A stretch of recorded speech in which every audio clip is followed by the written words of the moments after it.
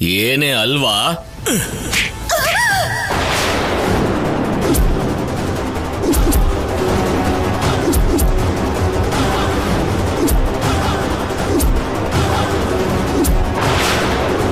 ಏನ್ ತಪ್ಪು ಮಾಡಿದ್ಲು ಅಂತ ಅಷ್ಟೆಲ್ಲ ಬೇಜಾರು ಮಾಡ್ಕೋತಿದೀಯೇ?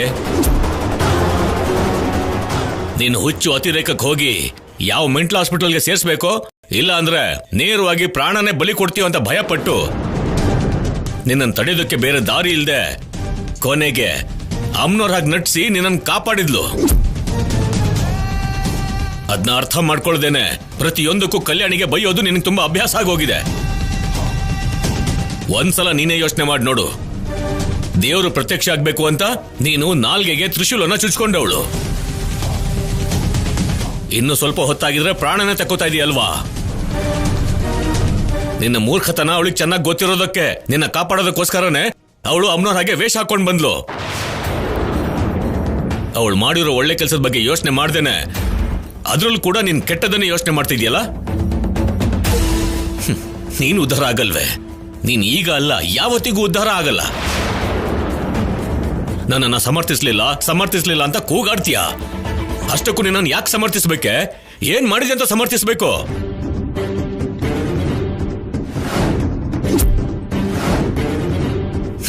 ಪ್ರತಿಯೊಂದಕ್ಕೂ ಅನುಪಮಗೆ ಕಲ್ಯಾಣಿಗೆ ಬೈಯೋದು, ಮನೆಯಲ್ಲಿ ರಾದ್ಧಾಂತ ಮಾಡೋದು ನಿನಗೆ ತುಂಬಾ ಮಾಮೂಲಿ ವಿಷಯ ಆಗೋಗಿದೆ. ಶೌರ್ಯನ ಕಟ್ಕೊಂಡಿರೋ ಪಾಪಕ್ಕೆ ನನ್ನ ಮುಖ ಹಾಗೇನೆ ನಿಮ್ಮ ಅಮ್ಮನ ಮುಖ ನೋಡಿ ಸಹನೆಯಿಂದ ಸಹಿಸ್ಕೋತಾ ಇದ್ದಾರೆ. ಇಲ್ಲ ಅಂದಿದ್ರೆ ನಿನ್ ಕಾಟಕ್ಕೆ ಓಡ್ ಹೋಗಿ ತುಂಬಾನೇ ದಿನ ಆಗಿರ್ತಿತ್ತು. ಅವ್ರನ್ನ ಅರ್ಥ ಮಾಡ್ಕೊಳ್ದೇನೆ ಹುಚ್ಚುಚ್ಚಾಗಿ ಮಾತಾಡೋದಲ್ಲ. ನಾವೇನ್ ತಪ್ಪು ಮಾಡಿದೀವಿ, ನನ್ ಸೊಸೆ ನನ್ಗೋಸ್ಕರ ಏನ್ ಮಾಡಿದಾಳೆ ಅಂತ ಯೋಚನೆ ಮಾಡಿ ನೋಡು. ಆವಾಗ ನಿನ್ಗೆ ಕಲ್ಯಾಣಿ ಒಳ್ಳೆತನ ಅರ್ಥ ಆಗುತ್ತೆ.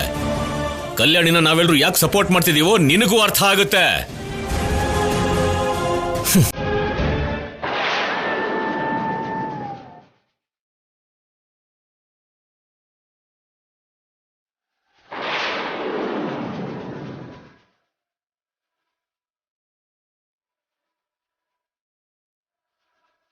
ಅಯ್ಯೋ, ಯಾವತ್ತೂ ಇಲ್ದೇ ಇರೋರು ಇವತ್ತು ಇವ್ರು ನನ್ ಮೇಲೆ ಕೈ ಮಾಡ್ಬಿಟ್ರಲ್ಲ.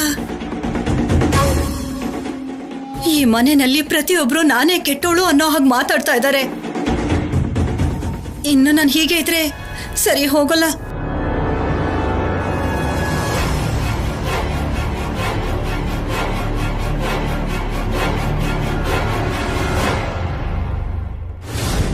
ಏನತ್ಗೆ ಅಣ್ಣ ಕೂಡ ನಿಮ್ಗೆ ಈ ತರ ಹೊಡೆದ್ರು? ಹೊಡಿಲಿಲ್ಲ ಅಂದ್ರೆ ಇನ್ನೇನ್ ಮುತ್ತ ಕೊಡ್ತಾರೆ. ಅವಳೇನೋ ನನ್ನ ಕಾಪಾಡ್ಬೇಕು ಅಂತ ಅಮ್ಮನವ್ರ ವೇಷ ಹಾಕೊಂಡ್ಲು. ಅದಕ್ಕೆ ಅವಳನ್ನ ಬೈದ್ರೆ ಇವರು ಕೋಪ ಬರಲ್ವಾ? ನೀವ್ ಈ ತರ ಸುಮ್ನಿದ್ರೆ ಹೇಗೆ ಅತ್ಗೆ? ಆ ಕಲ್ಯಾಣಿ ನಿಮ್ಮನ್ನ ಉದ್ಧಾರ ಮಾಡಕ್ಕೆ ಯಾವತ್ತೂ ಏನು ಮಾಡಲ್ಲ. ಎಲ್ರ ಹಿಂದೆ ಆ ಅನುಪಮಮ್ಮ ಆಟ ಆಡಿಸ್ತಾರೆ, ಜೊತೆ ಕಲ್ಯಾಣಿನೂ ಅದೇ ಮಾಡ್ತಾಳೆ. ಇವಾಗ ಕಲ್ಯಾಣಿ ಹಿಂದೆ ಇಡೀ ಕುಟುಂಬನೇ ಇರೋದ್ರಿಂದ ನಾವು ಮಧ್ಯೆ ಏನು ಮಾತಾಡದೆ ಇರೋದೇ ಒಳ್ಳೇದು. ಆದ್ರೆ ಅವಕಾಶ ನೋಡ್ಕೊಂಡು ಸರಿಯಾಗಿ ಕೊಡ್ಬೇಕು. ಅವಳಿಗೆ ಹೊಡೆಯೋ ವಿಷಯ ಆಮೇಲೆ. ಮೊದಲು ನಾನು ಏಟ್ ತಿಂದೆ ಇದ್ರೆ ಅಷ್ಟೇ ಸಾಕು. ಈಗ ನನ್ನ ಒಂಟಿಯಾಗ್ಬಿಡು. ಇದೇನು ಅಪ್ಪಿ ತಪ್ಪಿ ನಮ್ಮತ್ತಿಗೆ ನಿಜವಾಗ್ಲೂ ಒಳ್ಳೆಯವರಾಗಿ ಬದಲಾಗಬೇಕು ಅನ್ಕೊಂಡಿದಾರ ಹೇಗೆ? ಅವ್ರ ಬುದ್ಧಿ ಅಷ್ಟೇ ಬಿಡು, ಅವರೆಲ್ಲ ಎಲ್ಲಿ ಬದಲಾಗ್ತಾರೆ? ಹೋಗೆ ಇಲ್ಲಿಂದ.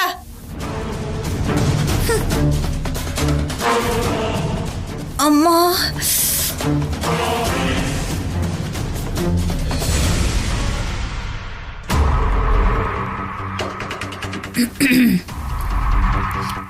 ಕಾಫಿ ಏನಾದ್ರೂ ಬೇಕಾ?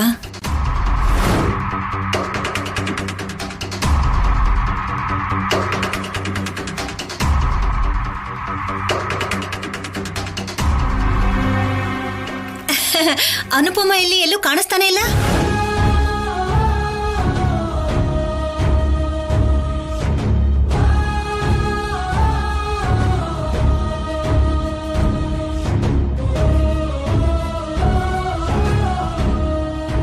ಅಮ್ಮ, ಅಪ್ಪ, ಕಾಫಿ ಏನಾದ್ರೂ ಮಾಡ್ಕೊಂಡು ಬರಲಾ? ನನ್ನ ಹತ್ರ ಯಾರು ಮಾತಾಡಲ್ಲ ಅಂತ ಆಯ್ತು.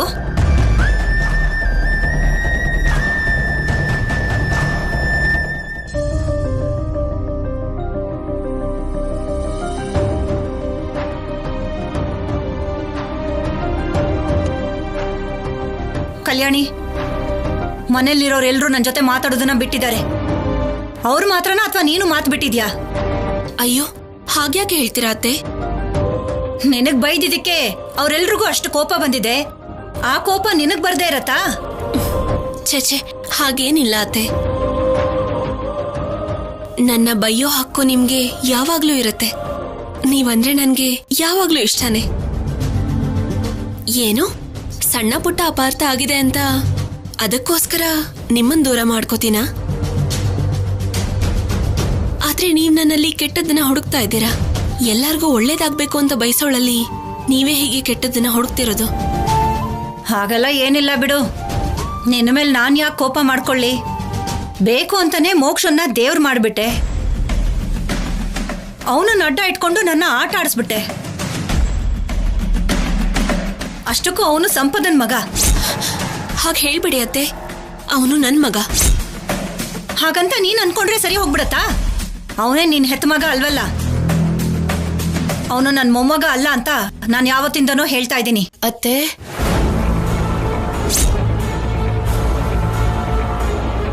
ಅಮ್ಮ ಅಮ್ಮ,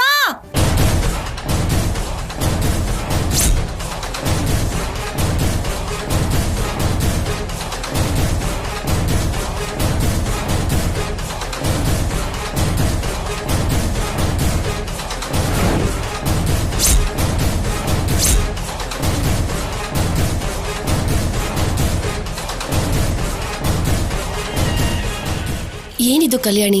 ಮೋಕ್ಷಂಗೆ ನೀನ್ ಹೆತ್ತ ತಾಯಿ ಅಲ್ಲ ಅಂದ್ರೆ ಏನು?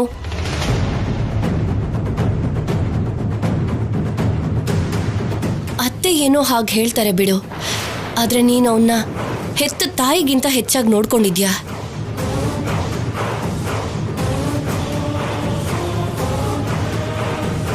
ಇನ್ನೊಂದ್ ಕಡೆ ನನ್ ಮಗುಗೆ ನಾನ್ ತಾಯಿ ಅನ್ನೋದನ್ನ ಮರೆಯೋ ಹಾಗೆ ಮಾಡ್ದೆ. ಇನ್ನವನು ನನ್ ಮಗ ಹೇಗಾಗ್ತಾನೆ?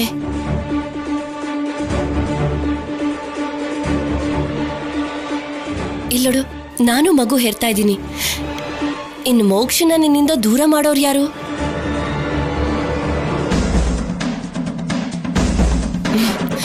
ಮೋಕ್ಷ ಯಾವಾಗ್ಲೂ ನಿನ್ ಮಗನೇ. ಅವನ್ನ ನಿನ್ನಿಂದ ಯಾರೂ ದೂರ ಮಾಡೋದಕ್ಕಾಗಲ್ಲ.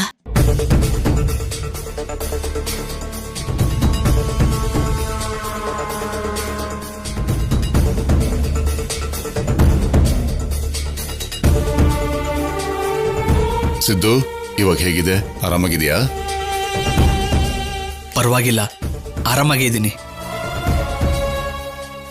ಅಷ್ಟಕ್ಕೂ ನೀವ್ಯಾಕೆ ಈಗ ಇಲ್ಲಿಗೆ ಬಂದಿದ್ದೀರಾ?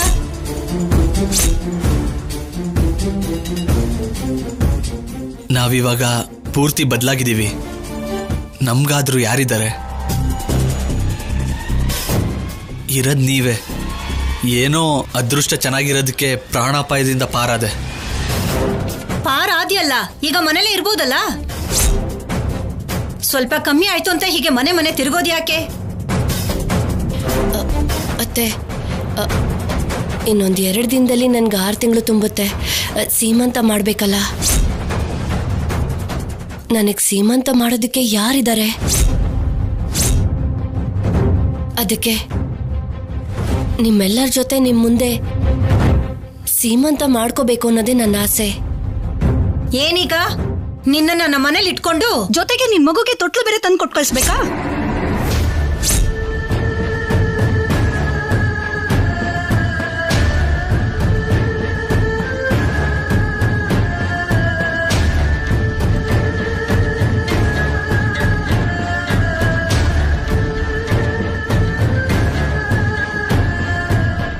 ನಮ್ಗೆ ಆ ಥರ ಆಸೆ ಏನೂ ಇಲ್ಲ. ಆದರೆ ಸೀಮಂತಕ್ಕೆ ನೀವೆಲ್ಲ ಇದ್ರೆ ಚೆನ್ನಾಗಿರುತ್ತೆ ಅಂತ ನನ್ನ ಆಸೆ.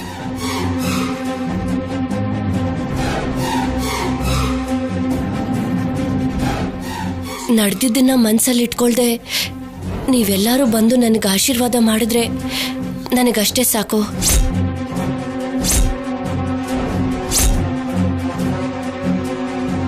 ನೀವೆಲ್ಲರೂ ಬಂದ್ರೆ ನಾವೀಗಿರೋ ಮನೆ ಸಾಲಲ್ಲ ಅಂತ ಊರಾಚೆ ಇರೋ ತೋಟದ ಮನೆನ ಬಾಡಿಗೆಗೆ ತಗೊಂಡಿದ್ದೀವಿ.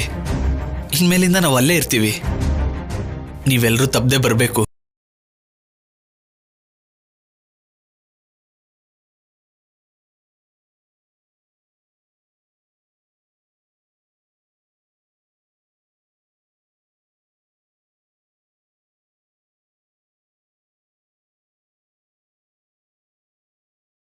ಈ ಕಾಲಕ್ಕೆ ಬೀಳ್ಬಾರ್ದು.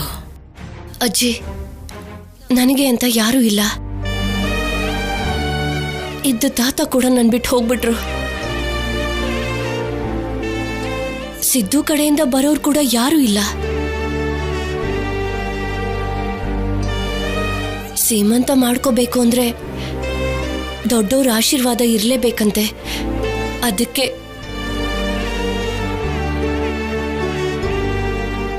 ನನಗೋಸ್ಕರ ನೀವೆಲ್ಲರೂ ಬಂದ್ರೆ ಸಾಕು.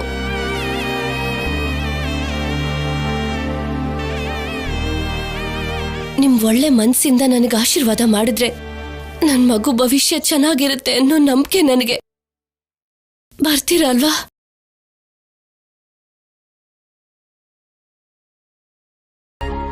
ನಮ್ಮೆಲ್ರನ್ನು ಅವನ್ ಕಾಪಾಡ್ದ. ಅದಕ್ಕೆ ಅವನು ಪ್ರಾಣ ಹೋಗದೆ ಇರೋ ಹಾಗೆ ನಾವು ಕಾಪಾಡಿದ್ದು. ನೀವು ಬದಲಾಗಿದ್ದೀರಾ ಅಂತ ಹೇಳ್ಕೊಂಡು ಮತ್ತೆ ನಮ್ಮನೆಗ್ ಬಂದು ನಮ್ ಜೊತೆ ಸಂಬಂಧನ ಬೆಳೆಸೋದಾಗ್ಲಿ, ಮದ್ವೆಗೆ ಮುಂಜಿಗೆ ಕರೆಯೋದಾಗ್ಲಿ ಇದ್ಯಾವುದನ್ನು ಇಟ್ಕೋಬೇಡಿ.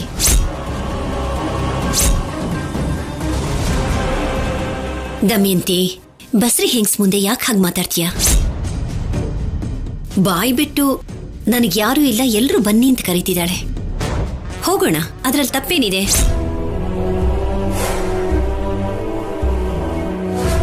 ಹೌದಮ್ಮ, ಅವ್ರ ಮನೆಗೆ ಹೋಗೋದು ನಮ್ಗೇನು ಕಷ್ಟ ಅಲ್ಲ ಅಲ್ವಾ?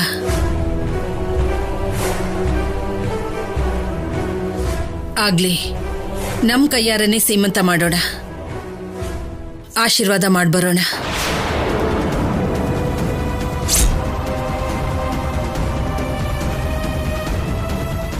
ಈಗ ಸೀಮಂತಕ್ಕೆ ಹೋಗೋದು ಅವಶ್ಯಕತೆ ಇದೆ ಅಂತೀರಾ? ನೀನು ಯಾಕೆ ಆ ರೀತಿ ಮಾತಾಡ್ತಿದ್ಯಾ ಕಲ್ಯಾಣಿ?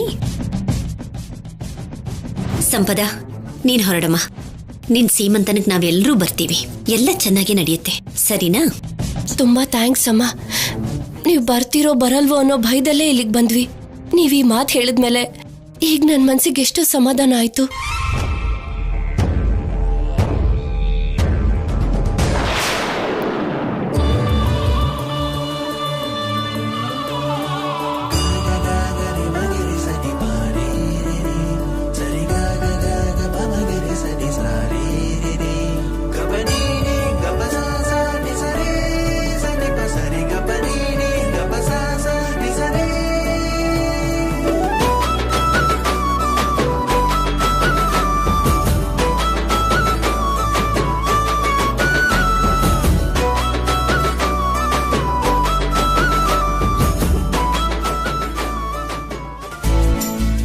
ಹೋಗ್ ಬರ್ತೀನಮ್ಮ. ಸಂಪದ,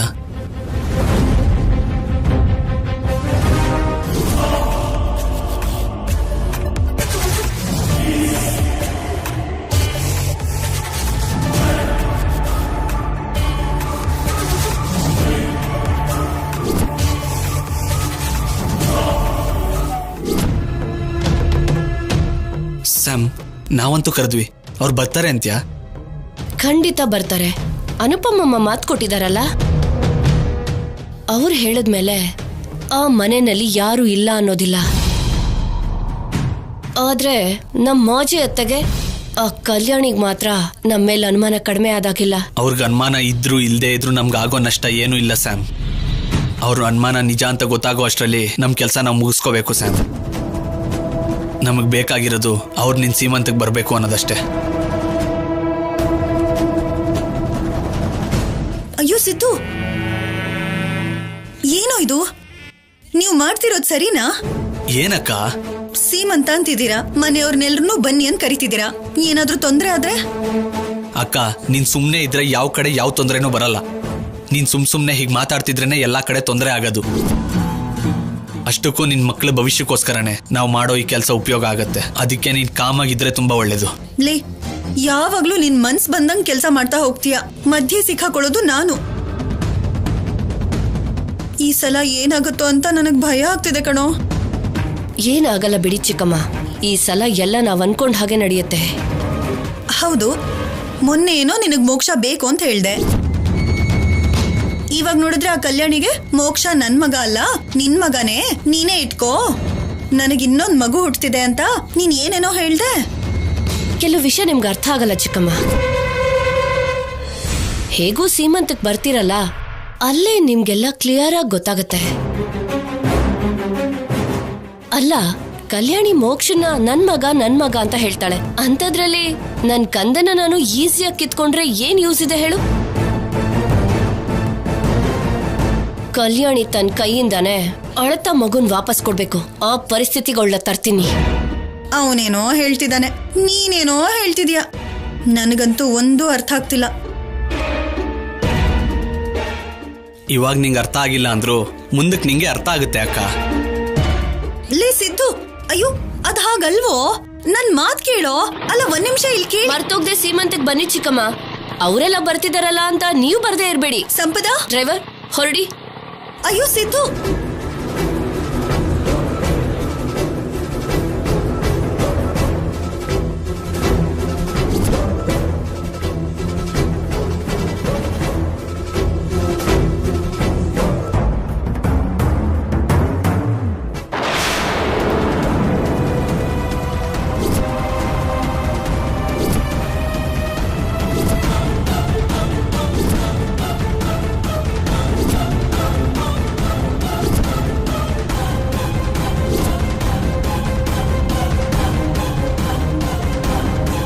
ಏನೇ ಮಾತಾಡ್ತಿದ್ದೆ?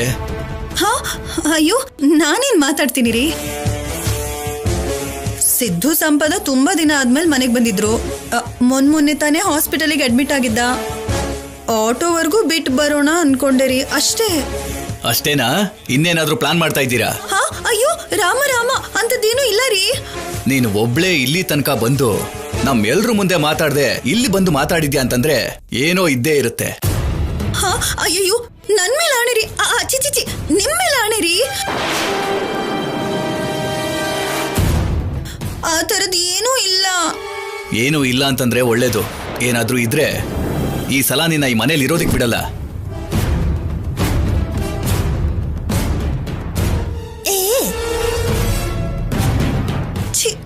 ಪ್ರತಿ ಸಲ ಸಿಕ್ಕಾಕೋತೀನಿ ಇವ್ರ ಹತ್ರ.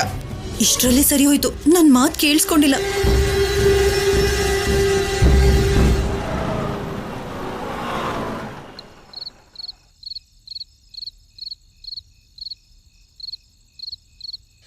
ನಾನ್ ಯಾವ ಕೆಲ್ಸನ ಬೇಡ ಅಂತೀನೋ ಅದೇ ಕೆಲ್ಸ ಮಾಡ್ತಾಳೆ ನಿನ್ ಮಗಳು.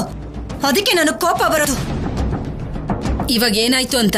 ಇನ್ನೇನು ಆಗ್ಬೇಕು? ಆ ಸಿದ್ದು ಮೊದ್ಲೇ ಹಾವಿನ ತರದವನು. ಆ ಸಂಪದ ಅವನ್ಗಿಂತ ಕಂತ್ರಿ. ಅಂಥವ್ರು ಬದಲಾಗಿದ್ದಾರೆ ಅಂದ್ರೆ ಅದ್ ಹೇಗಮ್ಮ ನಂಬ್ತೀರಾ ನೀವು? ಅದೇನ್ ದಮಯಂತಿ ಆ ರೀತಿ ಮಾತಾಡ್ತಿದ್ಯಾ? ಅವರು ನಮ್ಮ ಮಗುನ ಕಾಪಾಡಿದ್ದಾರೆ. ಮಗುನ್ ಕಾಪಾಡೋಕೆ ಅವರು ತಮ್ಮ ಪ್ರಾಣನೇ ಪಣಕ್ಕಿಟ್ಟಿದ್ರು. ಇನ್ನು ಅವ್ರನ್ನ ನಂಬದೇ ಇದ್ರೆ ಹೇಗ್ ದಮಯಂತಿ? ಸರಿ, ಕಾಪಾಡದ್ನಮ್ಮ. ಅದಕ್ಕೆ ನಾವೆಲ್ಲರೂ ಕೃತಜ್ಞತೆ ಹೇಳಿದ್ವಲ್ಲ. ಅದು ಸಾಕಾಗಲ್ಲ ಅಂದ್ರೆ 50,000 1,00,000 ಕೊಟ್ರೆ ಅದ್ರ ಜೊತೆಗೆ ಆ ದರಿದ್ರನ ಬಿಟ್ಟು ಹೋಗತ್ತಲ್ವಾ?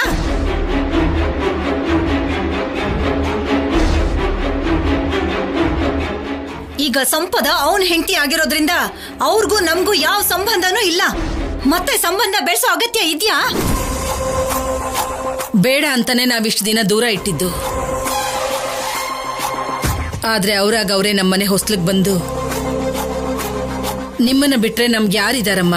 ನನ್ನ ಹೆಂಡತಿಗೆ ಸೀಮಂತ ಮಾಡಿ ಅಂತ ಬಾಯ್ ಬಿಟ್ಟು ಕೇಳಿದ್ರೆ ಇಲ್ಲ ಅಂತ ಹೇಳಕ್ಕಾಗತ್ತಾ? ಅಮ್ಮ, ನಾನು ಏನ್ ಹೇಳಿದ್ರು ನಿನ್ಗೆ ಅರ್ಥ ಆಗಲ್ವಾ? ಅಷ್ಟಕ್ಕೂ ಅವ್ರ ಮನೆಗೆ ನಾವ್ ಯಾಕೆ ಹೋಗ್ಬೇಕು?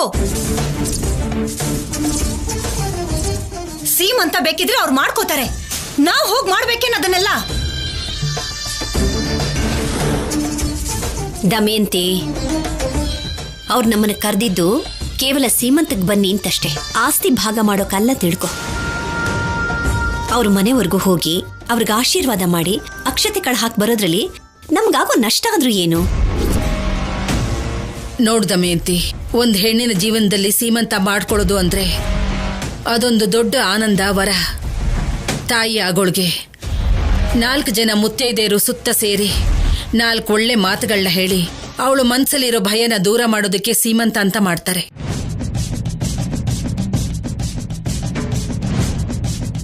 ಆದ್ರೂ ಆ ಹುಡುಗಿಗೆ ಯಾರೂ ಇಲ್ಲ ಅಂತ ಅಳ್ತಿದ್ದಾಳಲ್ವಾ? ನಾವು ಬೇರೆಯವ್ರಂತಾನೆ ಭಾವಿಸಿ ಹೋಗಿ 4 ಅಕ್ಷತೆ ಹಾಕಿ ಸೀಮಂತನ ಮಾಡ್ಬರೋಣ, ಏನಾಗುತ್ತೆ?